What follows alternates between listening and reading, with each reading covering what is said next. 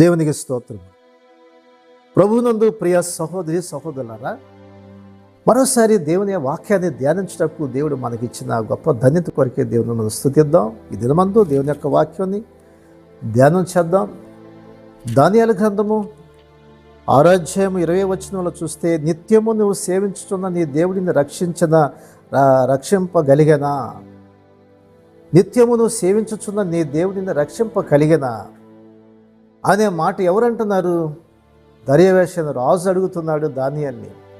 దానియేలు ఎక్కడున్నాడు? సింహాల యొక్క గుహలో వేయబడి ఉన్నాడు. దానియేలు సింహాల యొక్క గుహలో వేయటానికి ఏం చేశాడు? దానియేలులో ఉన్న తప్పేంటి? దానియేలులో ఉన్న నేరం ఏంటి? దానియేలు దర్యావేష కాలంలో ప్రధానమంత్రిగా ఉన్నాడు. అయితే దానియేలులో తప్పు పట్టాలని, నేరం ఏదైనా కనుగొనాలని ఎంతో ప్రయత్నం చేస్తే దానియేలు ఎక్కడైనా లోపమైనా ఒక్క లోపం కూడా కనిపించలేదు. సహజంగా లోపం లేదని ఉంటారా మనుషులు?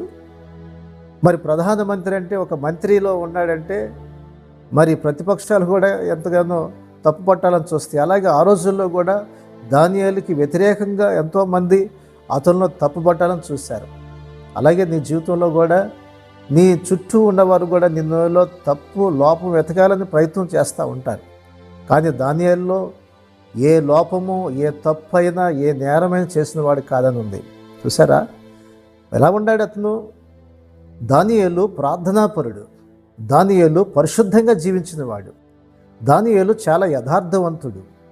చిన్న వయసు నుంచే కూడా తన పరిశుద్ధతను, పవిత్రతను కాపాడుకున్న దానియేలు యొక్క జీవితాన్ని మనం చూస్తే, బాలుడిగా ఉండగానే తన జీవితాన్ని అపవిత్రపరచుకోకూడదని రాజులు భుజించే ఆహారాన్ని కూడా దాన్ని విడిచిపెట్టేసేసి శాహ ధాన్యాన్ని తీసుకోవడానికి ఇష్టపడ్డాడు. ఎందుకంటే తను అపవిత్రపరచుకోకూడదని. అలాగే అటువంటి యొక్క దానియేలు, అతని యొక్క ముఖము ఎంతో సౌందర్యంగా కలగా ఉంది. దానియేలు యొక్క ముఖం చూడండి. ఆ దానియేలు యొక్క జీవితం మనం చూస్తే తప్పైనను, నేరమైనను ఎక్కడ కనిపించలేదు. ప్రియ సోదరులు, అటువంటి సమయాల్లో దానియేలు ఎక్కడ పట్టుకుందామని వాళ్ళు ప్రయత్నం చేశారంటే ప్రార్థన విషయంలోనే. దానియేలు యొక్క ప్రార్థనా పరుడైనటువంటి దానియేలుని ఇంకెక్కడ దొరకడని చెప్పేసి, దానియేలు ప్రతిరోజు ప్రార్థన చేసుకునే అలవాటు ఉంది కదా. కాబట్టి రాజు తప్ప ఏ దేవతలు కానీ, ఏ మనుషుల దగ్గర విచారం చేయకూడదు ఒక చట్టాన్ని తీసుకొచ్చారు. ఆ చట్టాన్ని తీసుకొచ్చి రాజు దగ్గర ఒక ముద్ర తీసుకొచ్చారు.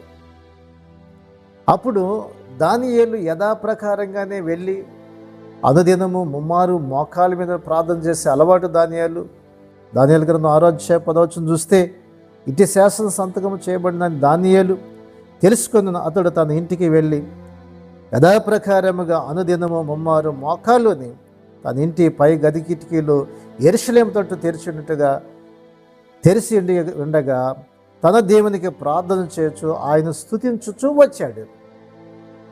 ఆ మనుషులు గుంపుగా కూడి వచ్చి దానియేలు తన దేవునికి ప్రార్థన చేయుటయు ఆయనను బతిమాలుకుంటే చూచి రాజు సమునకు వచ్చి శాసనములను బట్టి, రాజు 30 దినముల వరకు నీవు తప్ప మరి ఏ దేవునికైనానో మానవునికైనా ఎవడనో ప్రార్థన చేయకూడదు. ఎవడైనా చేసిన ఎల్లవాడు సింహాల గుహలో పడద్రోయబడని నీవు ఆజ్ఞ ఇవ్వలేదా అని ఆ మనుషులు అని మనవి చేయగా రాజు సరే కానియమని చెప్పేసి అన్నాడు. ప్రియ సోదరుడా, సహోదరి, చట్టాన్ని సృష్టించారు వాళ్ళు. దానియేలులో ఒక తప్పు లోపాన్ని కనిపెట్టలేకపోయారు కాబట్టి ప్రార్థన విషయంలో దొరుకుతాడని ఆ దానియేలుని కనిపెడుతుండగా దానియేలు తన యథాప్రకారంగా వెళ్ళి అతడు ప్రార్థన చేస్తూ ఉన్నాడు. భక్తిపరుడు ఎప్పుడు కూడా, ఆత్మీయుడు ఎప్పుడు కూడా ఎన్ని చట్టాలు వచ్చినా, ఎన్ని సమస్యలు వచ్చినా, ఎన్ని పోరాటాలు వచ్చినా తన భక్తిని, తనకున్న విశ్వాసాన్ని ఎవరు పాడు చేయలేరు. చూసారా, ఈరోజున మనుషులు నిన్ను ఆకర్షించవచ్చు, లేకపోతే ఎన్నో విధాలుగా లోకం ఆకర్షించవచ్చు, కానీ భక్తి కలిగినటువంటి వాడిని ఏది కూడా కదిలించదు. దానియేలు ఎంత యథార్థవంతుడు, తన భక్తిని, తన విశ్వాసాన్ని ఎలా కాపాడుకున్నాడు. మరి ఎంతగా దేవుని కొరకు నిలబడ్డాడు. ఈరోజు నిలబడుతున్నావా? యథాప్రకారంగా దేవుని సన్నిధిలో నిలబడేవాడికి ఉంటున్నావా? పరిశుద్ధ దినాన్ని విడిచిపెట్టేసి నీ బంధువులు పిలిచారనో, నీ స్నేహితులు పిలిచారనో, లేదా ఏదనో ఫంక్షన్లోనో ఏదో కార్యక్రమం నా బంధువులు మళ్ళీ నా దగ్గర రారనేమో, నువ్వు మనుషులు బట్టి సంతోషపెట్టే వ్యక్తిగా నువ్వు వెళ్తే నీ ఆధ్యాత్మికమైన జీవితంలో దేవుని కొరకు నిలబడలేవు. దానియేలుకున్న విశ్వాసం ఏంటంటే దేవుని యొక్క సన్నిధి విడిచిపెట్టే మనసు అతనికి లేదు. ఎందుకంటే దానియేలు యెరూషలేము తట్టు ప్రతి దినం ముమ్మారు మోకాలించి ప్రార్థన చేశారు. ఎందుకంటే ఇశ్రాయేలు యొక్క బానిసత్వం నుంచి విడుదల పొందాలి, ఇశ్రాయేలు యొక్క బానిసత్వం నుంచి విడుదల పొందాలని దేవుని వైపు తిరిగి ప్రార్థన చేశారు. దానియేలు ఆత్మల భారము కలిగినటువంటి వాడు. దానియేలు యొక్క భక్తి ఎంతో గొప్పదంటే దేవుని కొరకు నిలబడే జీవితం. అందుకనే దానియేలు మరి ఆజ్ఞను అతిక్రమించడం తీసుకెళ్ళి సింహాల యొక్క గుహలో పడేస్తే సింహాల యొక్క నోర్లన్నిటిని దేవుడు మూసేశాడంట. ఏ హాని కలగలేదు. రాజుకి రాత్రి నిద్రపట్టక తెల్లారి వచ్చి మరి పొద్దుండి వచ్చి దానియేలుని పిలుస్తున్నాడు, దుఃఖ స్వరంతో పిలుస్తున్నాడండి. దానియేలు నీ యొక్క దేవుడు నిత్యము నువ్వు సేవిస్తున్న దేవుడు రక్షించాడంటే దానియేలు అంటాడు, రాజు చిరంజీవి గాక నా దేవుని దృష్టికి నేను నిర్దోషినిగా ఉన్నాను, నీ ఎదుట నేను పాపం చేయలేదు కదా, కాబట్టి తన దూతను పంపించి వాటి నోర్లు మూయించాడని చెప్పినాడు. చూసారా దేవుడు ఎంతగా అద్భుతం చేశాడో. సింహాల యొక్క నోర్లు మూయించేశాడు. నీ చుట్టూ ఉన్న సమస్యలన్నింటినీ కూడా నోర్లు మూయిపిస్తాడు. నువ్వు ఎప్పుడైతే దేవుని దృష్టిలో నిర్దోషిగా ఉంటావో, యథార్థవంతుడిగా ఉంటావో, నీ దృష్టిలో నేను పాపం చేయలేదు కదా అంటే దేవుని దృష్టిలోనూ మానవ దృష్టిలో కూడా దానియేలు ఎంత యథార్థంగా ఎంత ఆత్మీయంగా ఉన్నాడో చూడండి. కాబట్టి నువ్వు ఎప్పుడైతే ఆత్మీయంగా ఉంటావో ఏది నేను హాని చేయదు, ఏది నష్టపోవు.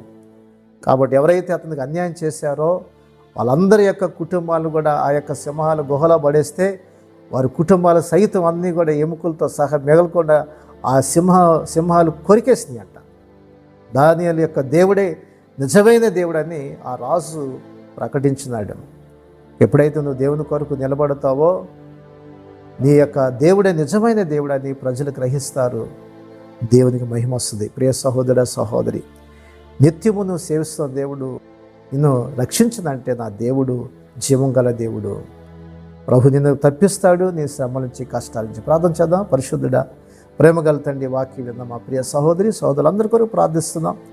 నిన్ను సేవించే బిడ్డలను ఎన్నడూ విడిచిపెట్టేవాడు కాదు, వదిలిపెట్టేవాడు కాదు. నీ దూతను పంపించి దానియేలు ఆ విధంగా కాపాడినావు నాయనా. నిన్ను కాపాడువాడు కొనుకుడు, ఇశ్రాయేలును కాపాడువాడు కొనుకుడు, నిద్రపోవడం సెలవిచ్చట్లేదుగా కృపా కాపుదల భద్రత దీవెన దయచేయమని యేసయ్య నామమున అడుగుచున్నాం తండ్రి, ఆమేన్. ఈ శ్రేష్టమైన సందేశం మీకు దీవెనకరంగా ఉంటే 10 మందికి షేర్ చేయండి, లైక్ చేయండి, మంచి కామెంట్ పెట్టండి.